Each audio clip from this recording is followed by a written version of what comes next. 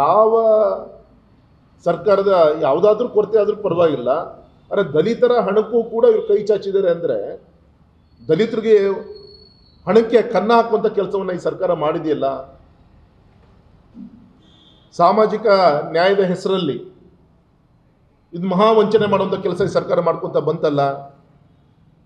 ಸಮಾಜ ಕಲ್ಯಾಣ ಇಲಾಖೆಯ SAP TSP corpus fund ಸುಮಾರದಲ್ಲಿ 30-35% ಹಣವನ್ನು ನಮ್ಮ ಗ್ಯಾರಂಟಿ ಯೋಜನೆಗಳಿಗೆ ಉಪಯೋಗಿಸ್ಕೊಳ್ಳುವಂಥ ಪ್ರಯತ್ನವನ್ನು ಮಾಡಿದ್ರು.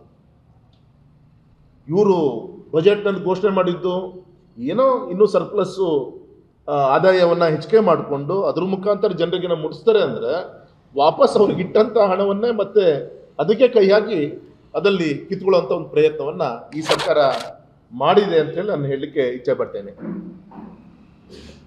ಅದರಿಂದ SAP TSP ಜನರಿಗೆ, ಪರಿಜಾತಿ ಪರಿಷತ್ ಪಂಗಡದವರಿಗೆ ಅದು ಬೇರೆ ಬೇರೆ ಯೋಜನೆಗಳು ಮೊದಲು 4 ಬೋರ್ವೆಲ್ ಕೊಡ್ತಿದ್ದಾರೆ, ಇವತ್ತು 1 ಕೊಡ್ತಾ ಇದ್ದಾರೆ. ಆ ರೀತಿ ಅದರಲ್ಲಿ ಕಾರ್ಯಕ್ರಮಗಳನ್ನು ಕಮ್ಮಿ ಮಾಡುವ ಮುಖಾಂತರ ಜನರಿಗೆ ತೊಂದರೆ ಕೊಡುವಂಥ ಕೆಲಸವನ್ನು ಈ ಸರ್ಕಾರ ಮಾಡ್ಕೊತ ಬಂತು. ಇನ್ನೊಂದು ಹೆಜ್ಜೆ ಮುಂದೆ ಹೋದರೆ ಯಾವ ಮುಖ ಇಟ್ಕೊಂಡು ಇವತ್ತು ಹರಿಹರದಲ್ಲಿ ಸಮಾವೇಶವನ್ನು ಮಾಡ್ತಾ ಇದ್ದಾರೆ ಅಂತ ನನಗೆ ಆಶ್ಚರ್ಯ ಆಗ್ತದೆ ಹಾವೇರಿಯಲ್ಲಿ.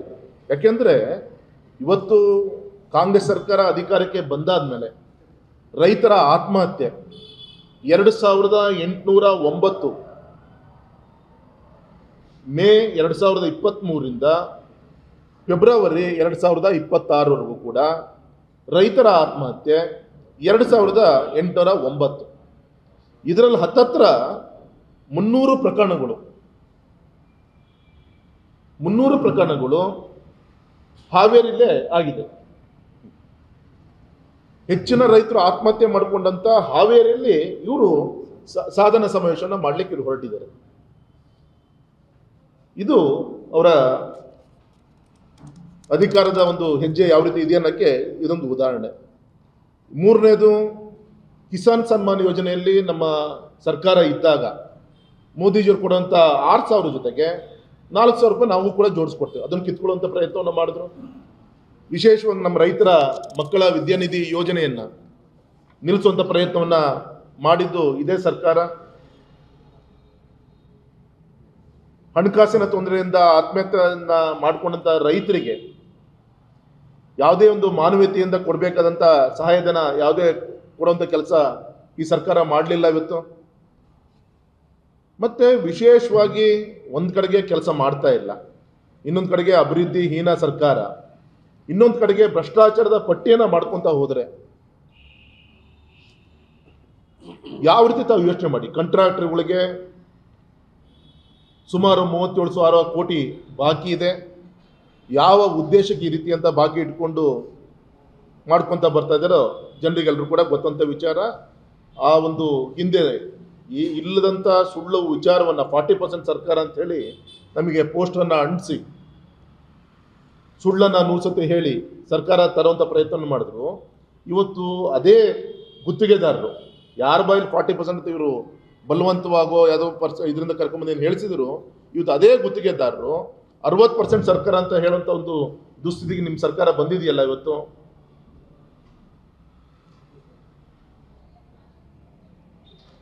ವಿಶೇಷವಾಗಿ ಮೊನ್ನೆ CAG ವರದಿ, ಭಾರತದ ಕಂಟ್ರೋಲರ್ ಮತ್ತು ಆಡಿಟರ್ ಜನರಲ್ CAG ವರದಿ, ಟೋಟಲ್ ಲಯಬಿಲಿಟಿ ನಮ್ಮ ಕರ್ನಾಟಕ ಸರ್ಕಾರದ್ದು 7,64,000 ಕೋಟಿ ಈಗಾಗಲೇ ದಾಟಿದೆ. ಸುಮಾರು 20,000 ಕೋಟಿ ಆದಾಯ ಕೊರತೆ ಎದುರಿಸ್ತಾ ಇದೆ ಅಂತೇಳಿ ಮೊನ್ನೆ CAG ವರದಿನೂ ಕೂಡ ಕೊಟ್ಟಾಗಿದೆ. ವಿಶೇಷವಾಗಿ ಅಬ್ಕಾರಿ ಇಲಾಖೆ ಅವರ ಒಂದು ಮೂಲ ಮಂತ್ರನೇ ಹೆಚ್ಚೆಚ್ಚು ಜನರನ್ನ ಕುರಿಯಕ್ಕೆ ಮೋಟಿವೇಟ್ ಮಾಡೋಂಥದ್ದೇ ಅಬ್ಕಾರಿ ಇಲಾಖೆಯ ಕನ್ನಡ ಅವ್ರದ್ದು ದೊಡ್ಡ ಒಂದು ಕಾರ್ಯಕ್ರಮ. ಅವ್ರದ್ದು ಅದೇ CL7 ಅಂತೆ ಟಾರ್ಗೆಟ್ ಸಹಜವಾಗಿ ಆದಾಯ ಅವ್ರಿಗೆ ಬರಬೇಕು ಸರಿ, ಆದರೆ ಇದಕ್ಕೋಸ್ಕರ ದೇವಸ್ಥಾನಕ್ಕಿಂತ ಹೆಚ್ಚು CL7 ಬಾರ್ಗಳನ್ನೇ ಸ್ಯಾಂಕ್ಷನ್ ಮಾಡಿ 4-5 ಅಟ್ಯಾಚ್ ರೂಮ್ಗಳು ಇದ್ಬಿಟ್ರೆ ಸಾಕಂತವರಿಗೆ ಅದಕ್ಕೂ ರೇಟ್ ಫಿಕ್ಸ್ ಮಾಡಿಕೊಂಡು ಏನೇನಂತೇಳಿ ಮೊನ್ನೆ ವಿಧಾನಸಭೆಯಲ್ಲಿ ಸುಮಾರು ಒಂದು ದಿನ ಪೂರ್ತಿ ಚರ್ಚೆನೂ ಕೂಡ ಆಗಿದೆ. ಇದು ಒಂದು ಕಡೆಗೆ. ಇನ್ನು ಕಾನೂನು ಸುವ್ಯವಸ್ಥೆ ವಿಚಾರವನ್ನು ತೆಗೆದುಕೊಂಡ್ರೆ ಯಾವ ರೀತಿ ಜೈಲುಗಳು ಇವತ್ತು ರೆಸಾರ್ಟ್ ಆಗಿ ಪರಿವರ್ತನೆ ಆಗ್ತಿದೆ ಅಂತ ನೀವೆಲ್ಲರೂ ಕೂಡ ಗಮನಿಸ್ತಾ ಇದ್ದೀರಿ. ಮತ್ತೆ ಬಳ್ಳಾರಿಯ ಒಂದು ಚರಿತ್ರೆಯಾದಂಥ ಶಾಸಕರ ಒಂದು ಗುಂಡಾಗಿರಿ, ಇನ್ನೊಂದು ಫಿಲ್ಮನ್ನು ಬಳ್ಳಾರಿ ತೆಗಿಬೋದು, ಅದನ್ನು ಕೂಡ ನೀವು ಗಮನಿಸ್ತಾ ಇದ್ದೀರಿ. ಇನ್ನು ಮರಳು ಮಾಫಿಯಾಕ್ಕೆ ನಮ್ಮ ಜಿಲ್ಲೆನೇ ಕಣ್ಮುಂದೆ ಒಳ್ಳೆ ಉದಾಹರಣೆ ಇದೆ. ಡ್ರಗ್ಸ್ ವಿಚಾರದಲ್ಲೂ ಕೂಡ ಪಾಪ ಕೇಂದ್ರ ಸರ್ಕಾರದ ಅಧಿಕಾರಿಗಳು ಬಂದು ಇಂತಿಂತಲ್ಲಿ ಡ್ರಗ್ಸು, ಅಫೀಮು, ಇನ್ನೊಂದು ವ್ಯಾಪಾರ ಆಗ್ತಿದೆ ಅಂಥೇಳಿ ರಾಜ್ಯ ಸರ್ಕಾರಕ್ಕೆ ಸಹಕಾರ ಕೊಡುವಂಥ ಒಂದು ಅನಿವಾರ್ಯತೆ ಇವತ್ತು ಬಂದಿದೆ. ಆ ರೀತಿಯ ನಿಷ್ಕ್ರಿಯ ಒಂದು ವ್ಯವಸ್ಥೆ ನಮ್ಮ ಹೋಮ್ ಮಿನಿಸ್ಟ್ರದ್ದು. ಗೌರವಯುತವಾಗಿ ಕೆಲಸ ಮಾಡುವಂಥ ಅಧಿಕಾರಿಗಳ ಮೇಲೆ ಯಾವ ರೀತಿ ಗುಂಡಾಗಿರಿಯ ವರ್ತನೆ, ಉದಾಹರಣೆಗೆ ಮರಳು ಮಾಫಿಯಾ ವಿರುದ್ಧ ಧ್ವನಿ ಎತ್ತಂಥ ಅಧಿಕಾರಿಗಳಿಗೆ ಲಾರಿ ಹತ್ಸಕ್ಕೆ ಹೋಗ್ತಾರೆ. ಈ ರೀತಿ ಗೌರವದಿಂದ ಯಾವುದೇ ಅಧಿಕಾರಿ ಕೆಲಸ ಮಾಡಲಿಕ್ಕಾಗಲ್ಲ. ಮತ್ತು ಜೈಲಲ್ಲಂತೂ ಅಕ್ರಮ ಚಟುವಟಿಕೆಗಳು ಯಾವ್ಯಾವ ರೀತಿ ನಡೀತಾ ಇದೆ ಅನ್ನೋದು ಈಗಾಗಲೇ ನೀವೆಲ್ಲರೂ ಕೂಡ ಇಡೀ ದೇಶಕ್ಕೆ ತೋರಿಸುವಂಥ ಕೆಲಸವನ್ನು ಮಾಡಿದಿರಿ. ಮತ್ತು ಯಾವುದೇ ಕಾರಣಕ್ಕೂ ಕೂಡ ನಮ್ಮ ಮಹಿಳೆಯರಿಗೆ ರಕ್ಷಣೆ ಇಲ್ಲ ಅನ್ನೋಕ್ಕೆ ಹುಬ್ಳಿಯಲ್ಲಿ ಪೊಲೀಸ್ ಕಸ್ಟಡಿಯಲ್ಲಿದ್ದಂಥ ಮಹಿಳೆಯ ಮೇಲೆ ವಿವಸ್ತ್ರಗೊಳಿಸಿ ಯಾವ ರೀತಿ ಹಲ್ಲೆ ನಡೀತು ಅನ್ನೋಕ್ಕೆ ಅದು ನಮ್ಮ ಕಣ್ಮುಂದೆ ನಮಗೆ ಇದೆ. ಇದರ ನೂರಾರು ಉದಾಹರಣೆಗಳು ನಮ್ಮ ಮುಂದಿದೆ. ಮತ್ತು ವಿಶೇಷವಾಗಿ ನಮ್ಮ ಧಾರ್ಮಿಕ ಭಾವನೆಗಳ ಮೇಲೆ ಧಕ್ಕೆ ತರುವಂಥ ಅನೇಕ ಉದಾಹರಣೆಗಳು. ಉದಾಹರಣೆಗೆ ಬೆಂಗಳೂರಿನಲ್ಲಿ ಓಂ ಶಕ್ತಿಯ ಭಕ್ತರ ಮೇಲೆ ಯಾವ ರೀತಿ ಕಲ್ತೂರಾಟ ನಡೀತು, ಮದ್ದೂರಿನಲ್ಲಿ ಗಣೇಶನ ಮೆರವಣಿಗೆ ಮೇಲೆ ಯಾವ ರೀತಿ ಕಲ್ತೂರಾಟ ನಡೀತು, ಕೆರಗೋಡಲ್ಲಿ ಹನುಮ ಧ್ವಜದ ವಿವಾದ ಯಾವ ರೀತಿ ಅದಕ್ಕೆ ಧಕ್ಕೆ ತರುವಂಥ ಕೆಲಸವನ್ನು ಈ ಕಾಂಗ್ರೆಸ್ ಸರ್ಕಾರ ಮಾಡ್ತು. ಮತ್ತು ಇದೆಲ್ಲದೂ ಕೂಡ ಮಾಡಿ ಇದಕ್ಕೆ ಪ್ರತಿಭಟಿಸುವಂಥ ಒಂದು ಕೆಲಸವನ್ನು ನಮ್ಮ ಜಾಗೃತಿ ಹಿಂದೂ ಸಮಾಜ ಮಾಡಲಿಕ್ಕೆ ಹೊರಟ್ರೆ ದ್ವೇಷ ಭಾಷಣದ ಮುಖಾಂತರ ಮಸೂದೆಯನ್ನು ತಂದು ತಡೆಯುವಂಥ ಕೆಲಸವನ್ನು ಈ ಒಂದು ದುರಾಡಳಿತ ಸರ್ಕಾರ ಮಾಡಿಕೊಂಡು ಬರ್ತಾ ಇದೆ ಅಂಥೇಳಿ ಈ ಸಂದರ್ಭದಲ್ಲಿ ನಾನು ಹೇಳಲಿಕ್ಕೆ ಇಚ್ಛೆ ಪಡ್ತೇನೆ. ಪಕ್ಷದ ಒತ್ತಾಯ ಏನಂದರೆ, ಈ 1,000 ದಿನಗಳಲ್ಲಿ ರಾಜ್ಯ ಎಷ್ಟು ಸಾಲ ಪಡೆದಿದೆ ಮತ್ತು ಎಷ್ಟು ಅಭಿವೃದ್ಧಿ ನೀವು ವೆಚ್ಚವನ್ನು ಮಾಡಿದಿರಿ, ಇದ್ರ ಬಗ್ಗೆ ಒಂದು ಶ್ವೇತಪತ್ರವನ್ನು ಬಿಡುಗಡೆ ಮಾಡಿ ಸತ್ಯಾಸತ್ಯತೆಯನ್ನು ಜನರಿಗೆ ತಿಳಿಸುವಂಥ ಪ್ರಯತ್ನವನ್ನು ಮಾಡಬೇಕು ಅಂತೇಳಿ ನಮ್ಮ ಪಕ್ಷದ ಪರವಾಗಿ ನಾನು ಈ ಸಂದರ್ಭದಲ್ಲಿ ಒತ್ತಾಯನೂ ಕೂಡ ಮಾಡ್ತೀನಿ.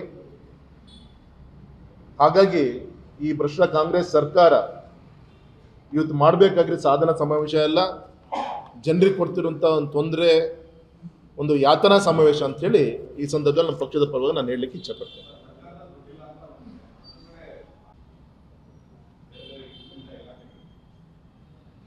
ಅನೇಕ ಬಾರಿ ನಮ್ಮ ಪತ್ರಿಕರ್ತರು ಕೇಳಿದಾಗೂ ಕೂಡ ಅವ್ರು ಹೇಳ್ತಾ ಇರೋದು, ನಮ್ಮ ದುಡ್ಡಲ್ಲಿ ನಾವು ಹೋಗ್ತಾ ಇದ್ದೀವಿ ಅನ್ನೋವಂಥ ಉತ್ತರಗಳು ಅವ್ರ ಹತ್ರ ಬಂದಿದೆ. ಯಾರ ದುಡ್ಡಲ್ಲಿ ಯಾರಾದರೂ ಹೋಗಲಿ, ಆದರೆ ಇವತ್ತು ರಾಜ್ಯ ಜನ ನಿಮ್ಮನ್ನು ನಂಬ್ಕೊಂಡು ಆಡಳಿತಕ್ಕೆ ನಿಮಗೆ ಕೊಟ್ಟಿದ್ದಾರೆ. ನಿಮ್ಮ ಗೊಂದಲ, ನಿಮ್ಮ ಜಂಜಾಟ, ನೀವು ಯಾಕೆ ಹೋಗ್ತಾ ಇದ್ದೀರಿ ಏನು, ಎಲ್ಲರೂ ಜನರಿಗೆ ಸ್ಪಷ್ಟತೆ ಇದೆ. ಎಲ್ಲರೂ ಕೂಡ ಗೊತ್ತಿದೆ ಯಾರು ಕಳಿಸ್ತಾ ಇದ್ದಾರೆ, ಯಾವ ಗುಂಪು ಕಳಿಸ್ತಾ ಇದೆ, ಎಲ್ಲರೂ ಕೂಡ ಸಾಮಾನ್ಯ ಜನರು ಮಾತಾಡ್ತಿದ್ದಾರೆ. ಜನ ಇವತ್ತು ರಾಜಕೀಯವಾಗಿ ಅತ್ಯಂತ ಪ್ರಜ್ಞಾವಂತರಾಗಿದ್ದಾರೆ. ಅಂದರೆ ಈ ಜಂಜಾಟದಲ್ಲೇ ಇವತ್ತು ಸರ್ಕಾರವನ್ನು ತೆಗೆದುಕೊಳ್ಳುವಂಥ ಕೆಲಸವನ್ನು ಮಾಡ್ತೀವಿ ಸರ್.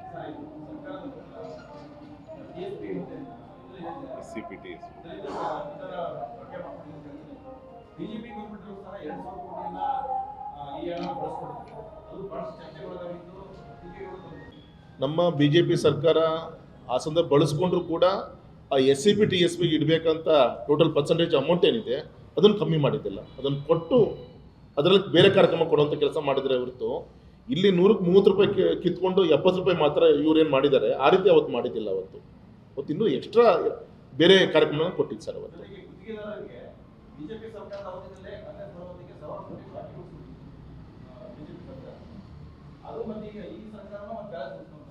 ಇಲ್ಲ ಸರ್, ಈಗ ಉದಾಹರಣೆ ಜೋಗ್ ಫಾಲ್ಸ್ ಕೆಲಸ ಆಗ್ತಿದೆ ಸರ್.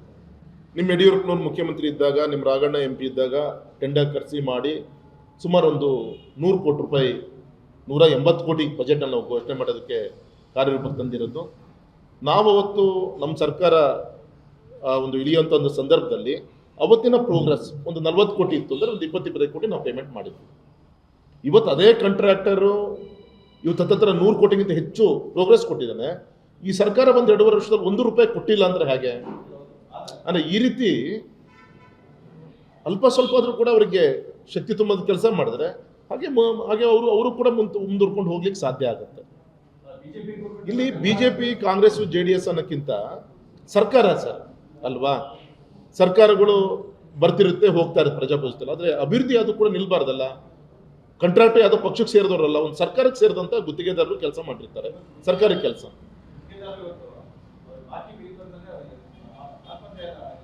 ಪಾಪ ರಾಜ್ಯದ ಜನರಿಗೆ ಒಂದು ಇನ್ಫ್ರಾಸ್ಟ್ರಕ್ಚರ್ ಆಸ್ತಿಯನ್ನು ಮಾಡ್ಕೊಡಕ್ಕೆ ಹೋಗಿ ಪಾಪ ಅವ್ರ ಕುಟುಂಬ ಬೀದಿ ಬರುವಂಥ ಒಂದು ಅನಿವಾರ್ಯತೆಗೆ ಈ ಕಾಂಗ್ರೆಸ್ ಸರ್ಕಾರ ಪ್ರಯತ್ನ ಮಾಡಿದೆ ಸರ್.